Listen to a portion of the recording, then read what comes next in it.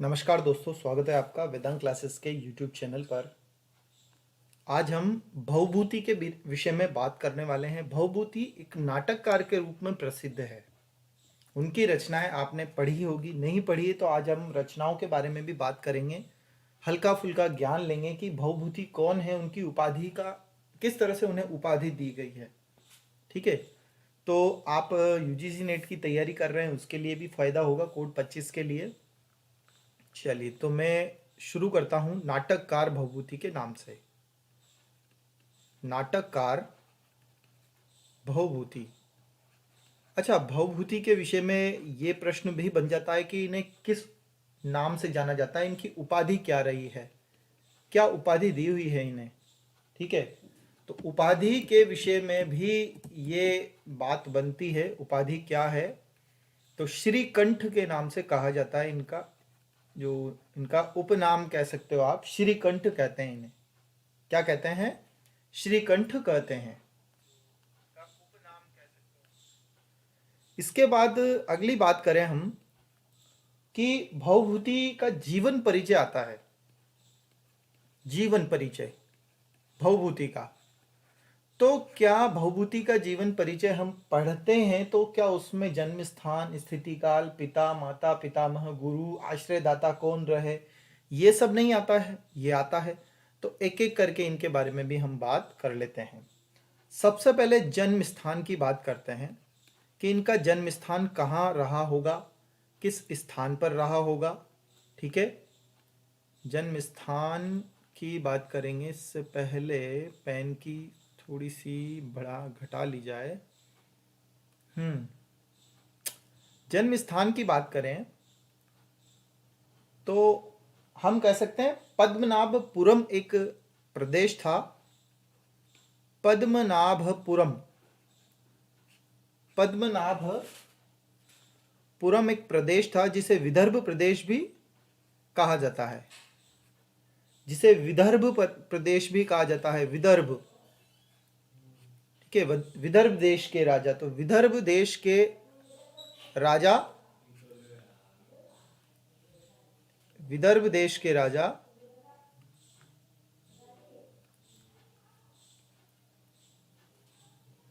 पद्मपुरम, विदर्भ देश में था ये पद्मपुरम। तो ये जन्म स्थान हो गया। जन्म स्थान के बाद में स्थिति काल पूछा जाता है कि इनका समय क्या रहा। स्थिति काल क्या है, इनका समय क्या है। समय पूछा जाए, स्थिति काल पूछा जाए तो आपको बताना है, लगभग बता रहा हूं मैं, एग्जैक्ट नहीं है, 7वीं शताब्दी के आसपास का समय है। 7वीं शताब्दी के आसपास का समय है, जो कि पूर्वार्ध था। पूर्वार्ध मतलब 7वीं शताब्दी के पहले और 8वीं शताब्दी का ये उत्तरार्ध होगा। 8वीं शताब्दी का पूर्वार्ध होगा, पूर्वार्ध 8वीं शताब्दी का होगा और उत्तरार्ध होगा। उत्तरार्ध मतलब उतरती हुई, उत्तरार्ध उतरती हुई 7वीं शताब्दी, यानी 7th सेंचुरी एंडिंग और स्टार्टिंग 8th सेंचुरी। ये है आपकी ये भवभूति का जीवन परिचय, जिनमें जन्म स्थान, स्थिति काल है। पिता का नाम पूछा जा सकता है। पिता का नाम नीलकंठ था। क्या था? नीलकंठ। और माता का नाम जतुकर्णी। माता का नाम था जतुकर्णी। तो नीलकंठ और जतुकर्णी माता का नाम रहा है। माता का नाम जतुकर्णी था। अब पितामह की बात है। पितामह, पितामह यानी दादाजी। इनके पिता के पितामह तो भट्ट गोपाल उनका नाम था। भट्ट गोपाल, ये पितामह हो गए। और इसके बाद गुरु का नाम आता है। तो गुरु थे कुमारिल भट्ट। कुमारिल भट्ट इनके गुरु थे। ठीक है, कुमारिल भट्ट गुरु थे। पितामह का नाम भट्ट गोपाल था। नीलकंठ पिता थे। माता का नाम जतुकर्णी था। अब आश्रयदाता की बात आती है कि इन्हें आश्रय देने वाले कौन से राजा थे जिनके दरबार में ये रहे, काम किया। तो कान्यकुब्ज के राजा थे। कन्याकुमारी जिसे कहा जाता है ना, वो है कान्यकुब्ज के राजा थे, या इसे कन्नौज यूपी भी कहते हैं। कन्नौज यूपी वाला कन्नौज है ये, कन्नौज यूपी। कान्यकुब्ज के राजा यशोवर्मा के यहां पर यह रहते थे। कान्यकुब्ज के राजा यशोवर्मा, ठीक है। इसके बाद आगे बात आती है कि यशोवर्मा ने भी क्या कोई रचना लिखी है, तो यहां मैं लिख देता हूं इनके विषय में एक बात कि यशोवर्मा की रचना, स्वयं यशोवर्मा की खुद की रचना है, और रचना का नाम है रामा अभ्युदय नाटक। रामाभ्युदय नाटक, एक नाटक लिखा था इन्होंने, क्योंकि नाटककार तो स्वयं भवभूति थे, तो राजा भी भवभूति के साथ में नाटककार बन गए, यानी लिखने लगे, ठीक है। आगे बात करते हैं हम, इस श्रृंखला को आगे बढ़ाते हैं कि हाँ, श्रीकांत तिवारी जी नमस्ते। तो यशोवर्मा की रचना है, यशोवर्मा की रचना है रामाभ्युदय नाटक, ठीक है। इसके बाद अगली बात करते हैं, एक मिनट रुक जाइए। चलिए, तो यशोवर्मा ने जब लिखा रामाभ्युदय नाटक, तो फिर किसी रीति से लिखा होगा, तो भवभूति ने जो रीति अपनाई वही रीति आगे चली। तो यहां पूछा जाए आपसे कि भवभूति किस रीति के कवि थे, तो भवभूति की रीति पूछी जा सकती है आपसे, पूछी जाए नहीं जाइए, तो बेसिक नॉलेज एक तरह से परिचय में पढ़ रहे हैं हम। तो भवभूति की रीति है गौड़ी, गौड़ी रीति के कवि थे भवभूति, ठीक है। गौड़ी रीति के कवि थे। भवभूति की जो उपाधियां हैं वो कई सारी उपाधियां हैं, लेकिन एक पहली उपाधि हमने पढ़ी है, भवभूति को श्रीकंठ के नाम से जाना जाता था। श्रीकंठ, तो श्रीकंठ के नाम से जाना जाता था, और गौड़ी इनकी रीति है। तो कुछ उपाधियां अलग से हैं, तो अन्य उपाधियां भी हम लिख लेते हैं। अन्य उपाधियां और कौन कौन सी हो सकती है, जैसे इन्हें हम वाल्मीकि का अवतार भी कहते हैं। वाल्मीकि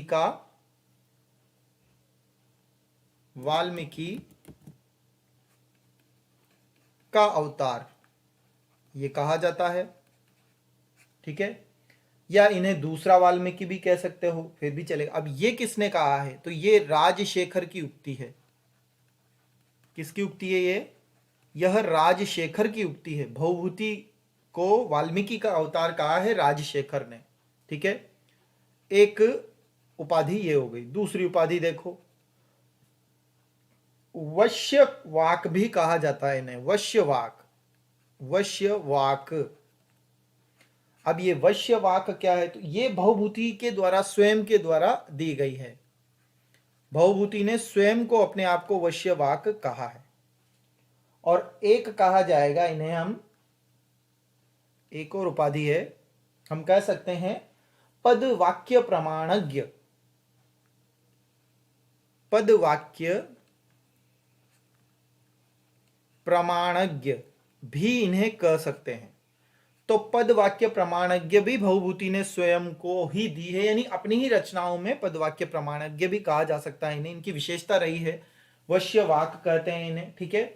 और पद वाक्य प्रमाण का मतलब है, पद का मतलब है यहां पर व्याकरण। पद का मतलब क्या है यहां पर? व्याकरण, ठीक है। और वाक्य का मतलब यहां पे एक जो ग्रंथ है मीमांसा, ये मीमांसा के बारे में कहा गया है, मीमांसा।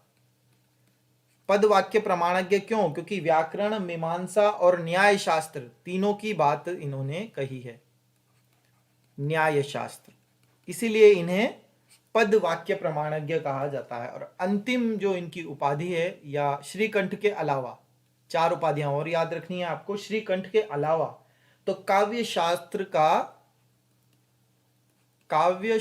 का जो काव्य है, उस शास्त्र का सार्थवाह, यानी काव्य शास्त्र के सारथी हैं ये। क्या है? काव्य शास्त्र के सारथी हैं। ये किसने कहा है? ये सौड्ढल ने कहा है इनके बारे में, सौड्ढल, ठीक है, सौड्ढल। तो ये सौड्ढल की उक्ति है, काव्य शास्त्र का सार्थवाह, पद वाक्य प्रमाणज्ञ, पद का मतलब व्याकरण, वाक्य का मतलब मीमांसा, और प्रमाणज्ञ का मतलब न्याय शास्त्र, पद वाक्य प्रमाणज्ञ भी कहते हैं, और वश्य वाक भी इन्हें कहा जाता है, और वाल्मीकि का अवतार भी इन्हें कहते हैं। अब ये तो हो गए उपनाम की बात। अब देखो इनमें कुछ विशेष करके गोवर्धनाचार्य ने भी इन्हें कुछ कहा है, इनकी वाणी के विषय में कहा है गोवर्धनाचार्य ने। तो हम यहाँ इसे लिखते हैं इस तरह से, कैसे लिखा जाए, देखो, तो आर्य सप्तशती के रचयिता हैं गोवर्धनाचार्य। कौन है? गोवर्धनाचार्य किसके रचयिता हैं? आर्य सप्तशती। अगर गोवर्धनाचार्य की रचना पूछ ली जाए आपसे तो आपको बताना है आर्य सप्तशती इनकी रचना है। तो आर्य सप्तशती जो गोवर्धनाचार्य की रचना है, इनके अनुसार इन्होंने भवभूति की वाणी को क्या कहा है? भवभूति की वाणी को पर्वतीय वाणी की संज्ञा दी है, मतलब उतार चढ़ाव वाली पर्वतीय भूमि की संज्ञा दी है। वाणी को पर्वतीय, नमस्ते एमपीटेट प्राइमरी टीचर। तो इन्होंने भवभूति की वाणी को पर्वतीय भूमि की संज्ञा दी है। पर्वत की भूमि कैसी होती है? ऊपर नीचे वाली, उतार चढ़ाव वाली। तो उतार चढ़ाव वाली पर्वतीय भूमि की संज्ञा दी है इन्होंने, किसको? भवभूति को। किसने दी है? गोवर्धनाचार्य ने। गोवर्धनाचार्य की रचना कौन सी है? तो गोवर्धनाचार्य की रचना है आर्य सप्तशती, ठीक है। ये कुछ विशेष करके बातें हो गई। अगली बात और क्या होगी? अब इनका एक प्रिय छंद कौन सा है? सबसे बढ़िया छंद इन्होंने जो प्रयोग किया, सबसे अच्छा वाला छंद इनका कौन सा रहा, वो देखो। सबसे प्रिय छंद, भवभूति का प्रिय छंद, तो शिखरिणी इन्हें बड़ा प्यारा लगा छंद। तो इनकी रचनाओं में आपको शिखरिणी छंद ज्यादा मिलेगा, शिखरिणी छंद सबसे ज्यादा मिलेगा आपको, शिखरिणी, ठीक है। इसके अलावा हास्य कवि क्षेमेंद्र ने तो भवभूति के द्वारा जो शिखरिणी छंद प्रयोग किया गया, इसे मयूरी की संज्ञा दी है, नाचते हुए मोर की संज्ञा दी है। किसने संज्ञा दी है? तो इसके लिए विशेष करके हम लिख सकते हैं कि जो हास्य कवि हैं, हास्य कवि क्षेमेंद्र, नाम क्या है उनका? क्षेमेंद्र। तो हास्य कवि क्षेमेंद्र ने भवभूति द्वारा प्रयुक्त शिखरिणी छंद को, किसको? भवभूति द्वारा प्रयुक्त, भवभूति द्वारा प्रयुक्त शिखरिणी छंद को, भवभूति द्वारा प्रयुक्त शिखरिणी छंद को नाचते हुए मोर की संज्ञा दी है, या नृत्य करती हुई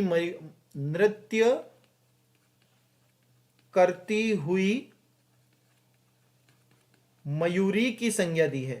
नृत्य करती हुई मयूरी की संज्ञा दी है। किसने दी है? क्षेमेंद्र ने। क्षेमेंद्र कौन है? हास्य कवि हैं, ये संस्कृत के हास्य कवि रहे हैं, और इन्होंने भवभूति के द्वारा जो शिखरिणी छंद प्रयोग किया गया उसे इन्होंने संज्ञा दी है कोई नाचती हुई मयूरी के समान, ठीक है। आगे देखो, अगली बात कहें हम कि एक रचना है जो बाल रामायण लिखी गई है राजशेखर के द्वारा। तो राजशेखर एक कवि हैं, और राजशेखर ने अपनी जो रचना है उस रचना का नाम है बाल रामायण। बाल रामायण रचना का नाम है, और इस रचना में इन्होंने स्वयं को भवभूति का अवतार या दूसरा भवभूति कहा। इन्होंने, किसने? राजशेखर ने स्वयं को, राजशेखर ने स्वयं को दूसरा भवभूति या फिर दूसरा भवभूति या अथवा भवभूति का अवतार कहा है। भवभूति का अवतार कहा है। ठीक है, तो ये विशेष करके बातें हैं। राजशेखर ने स्वयं को तो भवभूति का अवतार कह दिया, लेकिन आपसे पूछ लिया जाए कि गोवर्धनाचार्य ने राजशेखर को गोवर्धनाचार्य ने भवभूति के विषय में क्या कहा है, तो गोवर्धनाचार्य ने आर्य सप्तशती में जो भवभूति की वाणी है उनके लिए कहा गया है कि यह तो पर्वतीय भूमि की तरह है, ये तो उतार चढ़ाव वाली है। और आपसे पूछ लिया जाए कि वाल्मीकि का अवतार भवभूति को किसने कहा है, तो राजशेखर ने कहा है। लेकिन राजशेखर ने स्वयं को ही अपनी ही रचना में बाल रामायण में खुद को दूसरा भवभूति या भवभूति का अवतार बता दिया।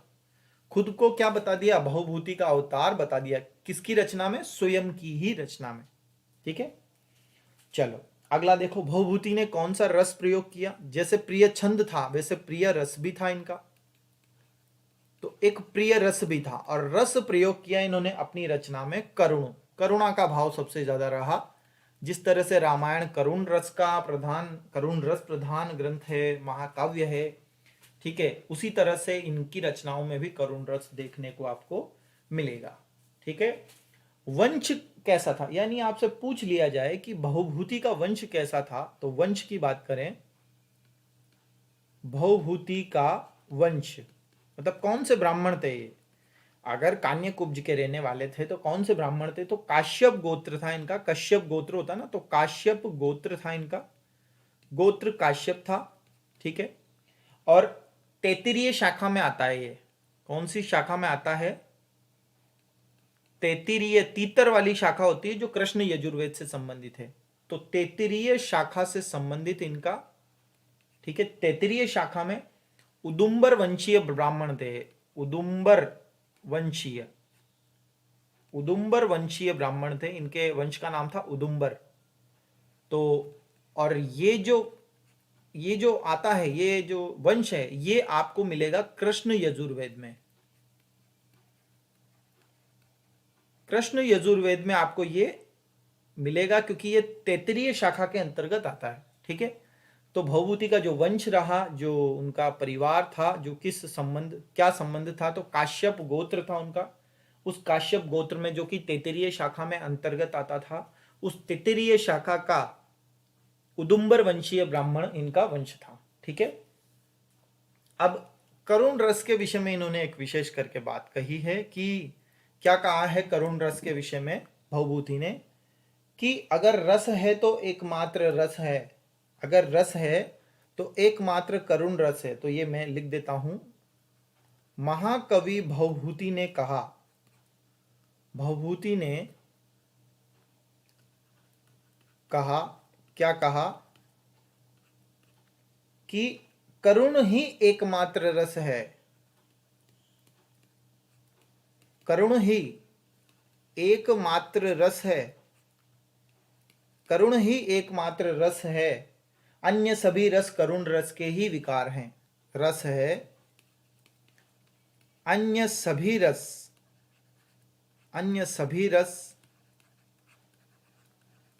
करुण रस के ही विकार हैं, करुण रस के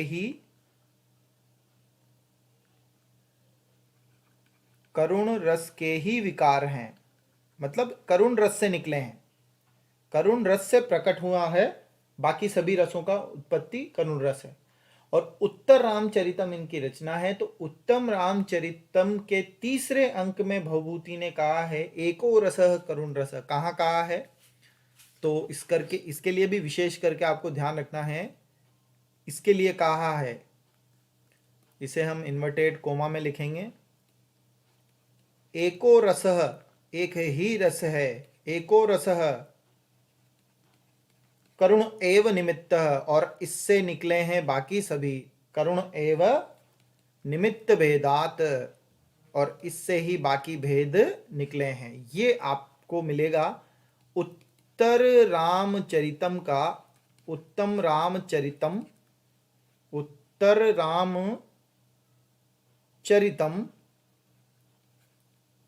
ठीक है, उत्तर रामचरितम के तृतीय अंक में आपको ये मिलेगा देखने को। ठीक है, दिखाई दे रहा होगा, हाँ कोई दिक्कत नहीं है। तो उत्तम रामचरितम के तृतीय अंक में आपको देखने को मिलेगा एको रस करुण रस एव निमित्त भेदात। एक ही रस है जो करुण है, बाकी सभी रस तो इससे निकले हैं। तो भवभूति ने अपनी ही रचना में ये बात कह दी है। और इनका प्रिय जो रस है वो करुण रस है, प्रिय छंद है शिखरिणी छंद है। आपसे पूछ लिया जाए कि प्रिय इनका छंद के अलावा और क्या बताया था मैंने आपको, रीति, इनकी रीति जो है वो गौड़ी रीति है, ठीक है, करुण रस है, रीति गौड़ी है, छंद शिखरिणी छंद है। आगे देखो, अब आती है कि भवभूति के विषय में कुछ रचनाएं पूछी जा सकती है। उपाधियां तो पूछ लिया हमने, लेकिन रचनाओं में उक्तियां भी दी हुई है, तो उन उक्तियों को कैसे समेटोगे वो समझ लो। भवभूति के विषय में दी गई उक्तियां कौन कौन सी है? भवभूति की उक्तियां लिखता हूं, हेडिंग डालता हूं मैं, भवभूति की उक्तियां, मतलब इनके विषय में क्या क्या कहा गया है या इन्होंने खुद के विषय में क्या कह दिया है, किस रचना में विशेष करके इन्होंने बात कही है, वो हम देख लेते हैं। नंबर 1 क्या कहा? तो भवभूति के विषय में सबसे पहले कहा है किसने? विक्रमार्क ने सबसे पहले भवभूति के विषय में कहा। और क्या कहा? उत्तर रामचरिते, उत्तर रामचरिते भवभूति विशिष्यते। मतलब कहने का मतलब यह है कि जो उत्तर रामचरितम है ना, उसके विषय में तो भवभूति बहुत विशेषता रखते हैं। मतलब ये जो ग्रंथ है ना वो बहुत इफेक्टिव है, प्रभावशाली है। तो ये किसने कहा है, ये आपसे पूछा जाएगा तो आपको बताना है विक्रमार्क का कथन है ये, विक्रमार्क, ठीक है, ये विक्रमार्क का कथन है। दूसरी बात आगे बढ़ो, उत्तर रामचरिते भवभूति विशिष्यते, विक्रमार्क ने कहा। फिर आगे कहा किसी दूसरे की कथन, मतलब आगे कथन चल रहे हैं, रुचिराधन संदर्भे, रुचिराधन संदर्भे, रुचिराधन संदर्भे या मयूरीव नृत्यति, मयूरीव नृत्यति, जिस तरह से मोर नाचता है उसी तरह से भवभूति का छंद भी नाच रहा है, मोर की तरह, ठीक है। जिस तरह से छंद जिस तरह से मयूरी का नृत्य चलता है, उसी तरह से रुचिराधन संदर्भे जो भवभूति ने जो शिखरिणी छंद प्रयोग किया, कौन सा छंद प्रयोग किया? जो शिखरिणी छंद प्रयोग किया, वह शिखरिणी छंद तो नाच रहा है। किसकी तरह? मयूरी का नृत्य है, ये तो मयूरी का नृत्य है। ये हिंदी में है बात और ये संस्कृत में है। रुचिराधन संदर्भे या मयूरी नृत्यति, ये कहा है क्षेमेंद्र ने। और क्षेमेंद्र कौन है? ये हास्य रस के कवि हैं। और क्षेमेंद्र ने ही कहा है कि यह तो मयूरी की तरह नाच रहा है, यह शिखरिणी छंद। अगली बात आगे, नंबर तीसरी उक्ति क्या है? भवभूतेह,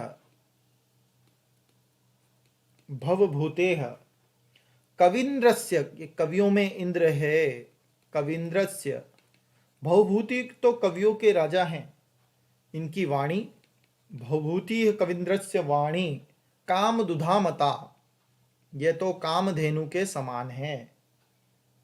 कामदुधा, कामधेनु के समान है, मताह, उनके समान है। तो यह उक्ति किसके द्वारा कही गई है? यह कपिल के द्वारा कही गई, कपिल, ठीक है। तो यह कपिल के द्वारा कही गई कि भवभूति कविन्द्रस्य वाणी कामदुधा मता।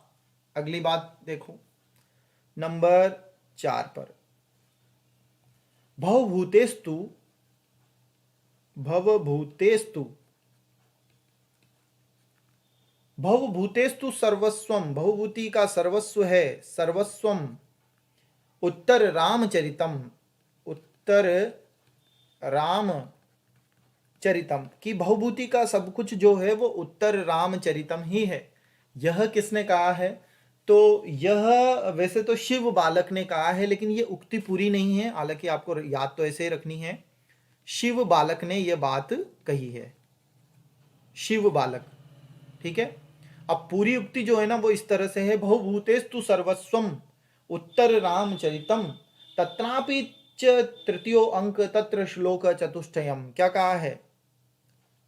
तत्रापि, फिर भी, तत्रापि च, फिर भी, तत्रापि च तृतीयो अंक, तृतीयो अंक, तृतीयो अंक विसर्ग, ठीक है। तत्र श्लोक, और उसमें भी चौथा श्लोक, तत्र श्लोक, उसमें भी चौथे नंबर का श्लोक सबसे महत्वपूर्ण होगा, तत्र श्लोक चतुष्टयम। ये कहा है शिव बालक ने, ये पूरी उक्ति है। चलो अब नंबर 5 पर आ जाओ। नंबर 5 क्या कहा किसी और ने? तो कारुण्यम, करुणा का रस है इनका, इनकी रचना है उत्तर रामचरितम, करुणा से भरी हुई है। तो कारुण्यम भवभूति एव तनुते, भवभूतिरेव तनुते। तो करुणा का रस जो है वो भवभूति का विशेष करके रस है। ये अज्ञात है, मतलब ये किसी ने, किसने कही है ये पता नहीं है। और ये हम तो एक तरह से हमने रचनाओं को देख करके कहा है कि इनकी रचना बहुत प्रभावशाली रही है, इसीलिए बहुत अच्छी रचना कह सकते हैं, बहुत बढ़िया रचना कह सकते हैं, ठीक है। हाँ, चलो आगे बढ़ते हैं। अब एक और बात है इनके विषय में, नंबर 6, कि कवयः, कवियों में तो, कवयः कवियों में तो कालिदासाध्याः, कालिदास हैं, कवियों में तो कालिदास हैं, कवियों कालिदासाध्याः भवभूति महाकवि, लेकिन भवभूति तो महाकवि है, भवभूति, भवभूतिः महाकविः। कवियों में कालिदास हैं लेकिन भवभूति तो महान कवि है, ये भी अज्ञात है, मतलब पता नहीं किसने कही है ये बात भी, इसलिए ये अज्ञात है। और इसके अलावा ये क्षेमेंद्र की है, ये याद रखनी है हमें, क्षेमेंद्र। तो इसे मैं रेड पेन से लिख देता हूँ यहाँ पे। क्षेमेंद्र हास्य कवि के रचना है, ये लेखक हैं क्षेमेंद्र, ठीक है। तो ये कुछ विशेष करके हैं, और एक अंतिम और है उसे भी लिख ही लो, छोड़ते क्यों। नंबर 7 नंबर पे है कि भवभूते शिखरिणी, भवभूते शिखरिणी, जो शिखरिणी छंद है ना उनका, उसके लिए कहा गया है। भवभूते शिखरिणी निर्गल तरंगिणी, निर्गल, निर्गल तरंगिणी, वो तो नाचने वाली तरंगिणी, निर्गल तरंगिणी, रुचिरा, रुचिरा घन संदर्भे, घन संदर्भे, और ऊपर लिखा हुआ ये देखो, रुचिरा घन संदर्भे या मयूरीव नृत्यति। तो ये पूरा वाक्य है, भवभूति शिखरिणी निर्गल तरंगिणी रुचिरा घन संदर्भे या मयूरीव नृत्यति, या मयूरीव, मयूरी के समान जो नाच रहा है, भवभूति का शिखरिणी छंद। तो ये क्षेमेंद्र द्वारा कहा गया है। तो दोस्तों ये उपाधियां हैं कुछ, जो उक्तियां हैं कुछ, उपाधियों के साथ में उक्तियां हैं कुछ जो कही गई है भवभूति के विषय में। चलो अब एकमात्र इनकी रचना आती है जो सर्वश्रेष्ठ रचना है, सबसे बेस्ट रचना है, सबसे अच्छी रचना है, और उस रचना का नाम क्या है? उत्तर रामचरितम। उस रचना का नाम है, उस रचना का नाम मैं यहां लिख देता हूं। सर्वश्रेष्ठ रचना इनकी है जो करुणा से भरी हुई है, करुण रस से भरी हुई है, उसका नाम है उत्तर रामचरितम। उत्तर रामचरितम ये इनकी एकमात्र रचना है, सबसे अच्छी रचना है, ठीक है। उत्तर रामचरितम इसका नाम है। अब रचना में क्या क्या विशेष करके हैं वो देखो। कुल रचनाएं, वैसे तो इनकी 3 रचनाएं हैं कुल।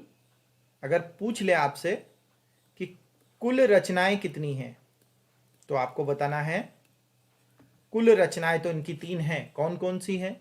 सबसे अच्छी रचना है उत्तर रामचरितम, ठीक है। दूसरी रचना है मालती माधव, मालती माधवम, ये दूसरी रचना है। और तीसरी रचना है इनकी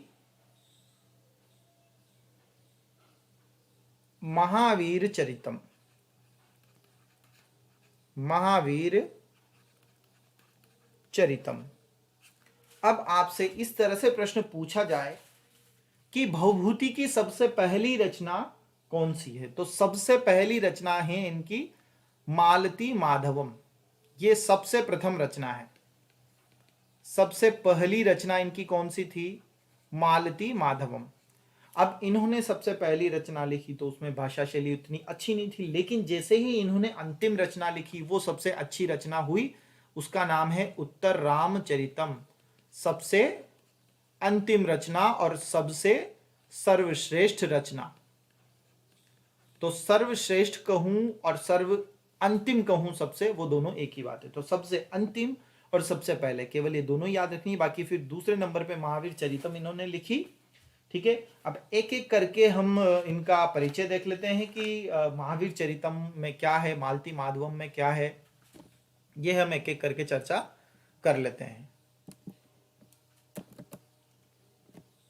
चलो देखो, सबसे पहली रचना में लेता हूं इनकी मालती माधवम, क्योंकि सबसे पहले नंबर पे यही लिखा गया, मालती माधवम। रचनाकार कौन है? भवभूति। ये महाकवि हैं, नाटककार हैं, नाटक लिखे हैं, तीनों ही नाटक हैं इनके, तीनों ही नाटक है और कोई रचना नहीं है। तो प्रस्तावना में इनकी गर्भोत्पत्ति, ये नाम केचित नः, तो इस तरह से संस्कृत में कुछ और बातें अगर कहें कि अंक कितने हैं, 10 अंका 10 इंगिरस श्रृंगार नायक माधव नायिका मालती विदा प्रकरणम और उपजीव्य वृहत कथा, इस तरह से बातें कही जाती है। वो सब मैं लिखूंगा तो समझ में आ जाएगा कि इसमें अंक कितने हैं, कुल अंकों की संख्या कितनी है। तो इसमें 10 अंकों का समावेश किया गया है, ठीक है। इसमें रस कौन सा है? अंगिरस कौन सा है? अंगिरस। तो इसमें रस का प्रयोग किया गया है श्रृंगार, क्योंकि इसमें नायक नायिका की बात कही गई है, इसलिए श्रृंगार रस का प्रयोग किया है। इसमें नायक कौन है? इसमें नायक माधव है, ऊपर नाम से ही पता चल जाएगा आपको, माधवम नायक है। और जो नायिका है वो है मालती, ठीक है। इसीलिए मालती माधव नाम इसका दे दिया गया। ये प्रकरण कैसा है, किस प्रकार का प्रकरण है? ये तो एक ये विधा ग्रंथ है, ठीक है। ये नाटक है, ये विधा जो है ना इसका प्रकरण है। पूछा जाए इसकी विधा कैसी है, तो ये प्रकरण है, या इस तरह से मैं विधा लिख देता हूं यहां पे, विधा। यह एक प्रकरण ग्रंथ है, ठीक है। उपजीव्य क्या है इसका? उपजीव्य, तो इसका उपजीव्य है गुणाढ्य द्वारा रचित वृहत कथा। वृहत कथा किसने लिखी? गुणाढ्य ने। तो गुणाढ्य के द्वारा रचित जो वृहत कथा है उससे लिया गया है ये कहानी, ये नाटक वहां से लिया गया है और उसका नाम है मालती माधवम। तो है तो वृहत कथा, लेकिन वहां से छोटी सी कहानी उठा ली गई और प्रकरण उठा लिया गया, मालती माधव नाटक लिख दिया गया। तो अगर उपजीव्य का मतलब होता है ये इसका संदर्भ कहां से लिया गया है, ठीक है। अब इसकी विषय वस्तु कैसी है? विषय वस्तु, अब आपसे विषय वस्तु पूछी जाएगी तो उसका आपको सरलता से उत्तर देना है कि मालती और माधव दो, एक नायक नायिका है, केवल उनकी कथा है। इससे ज्यादा हमें ध्यान भी नहीं रखनी है, क्योंकि हम क्या क्या चीजें कहानियों में याद रखेंगे। लेकिन एक अगर छोटी सी कहानी अगर मैं आपको बताऊं तो इस तरह से है कि मालती के जो पिता थे वो नंदन थे, नंदन से विवाह कराने को तैयार, मालती के पिता नंदन से विवाह कराने को तैयार थे। जो मालती के पिता थे वो नंदन से, एक नंदन व्यक्ति था, एक राजा था, उससे विवाह कराना चाहते थे।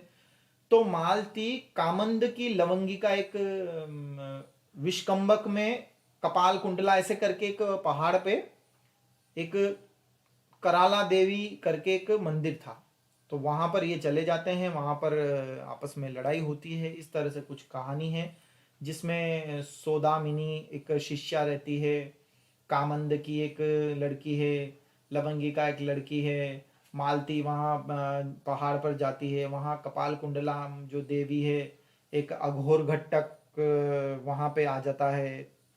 तो इस तरह से कुछ अजीब सी कहानी है।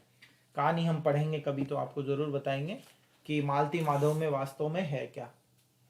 लेकिन आपको विषय वस्तु में याद रखना है कि मालती माधव की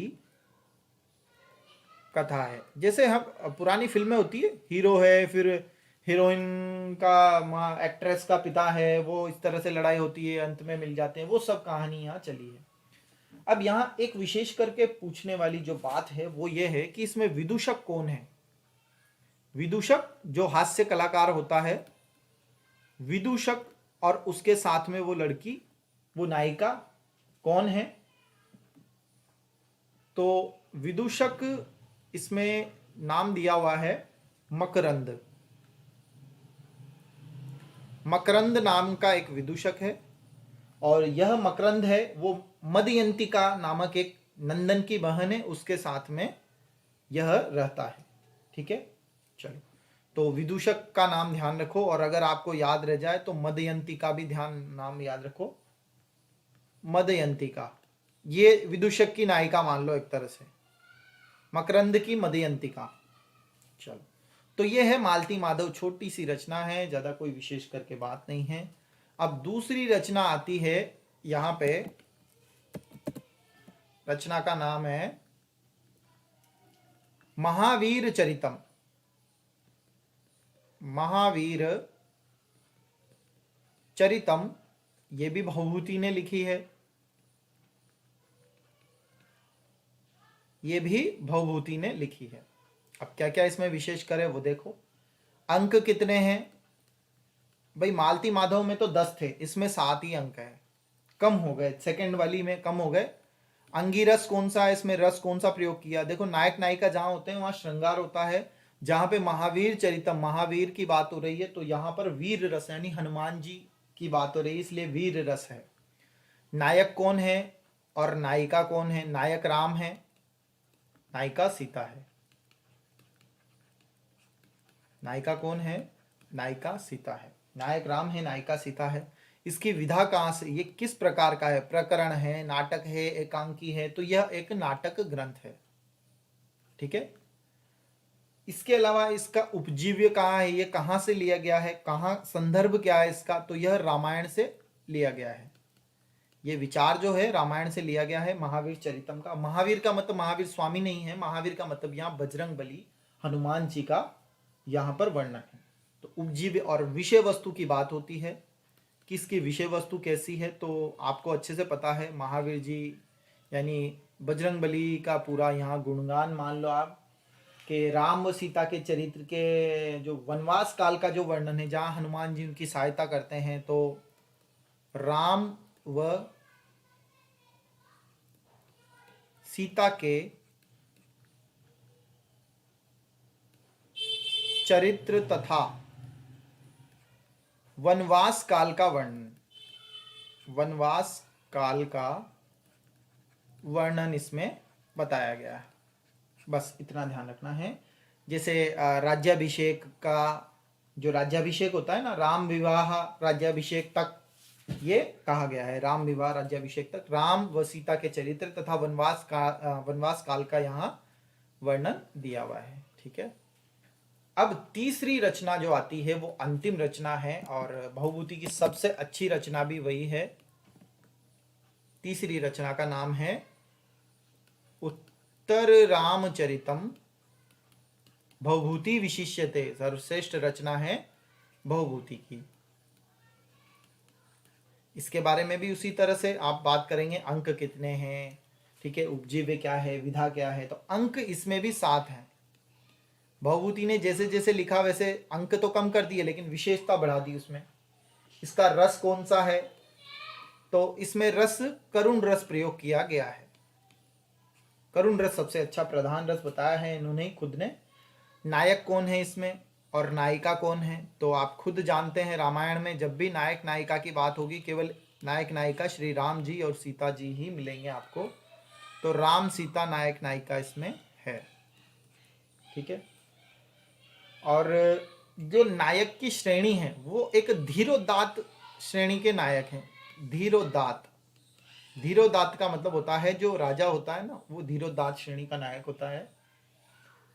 और इसके अलावा विधा, इसकी विधा जो है किस टाइप का ये नाटक है, किस प्रकार का है, प्रकरण है, नाटक है, एकांकी है, तो ये अपने आप में नाटक है। उपजीव्य कहाँ से लिया गया है, यह भवभूति ने कहाँ से लिया विचार, तो यह रामायण से विचार आया है। ये कहानी रामायण से संदर्भित है।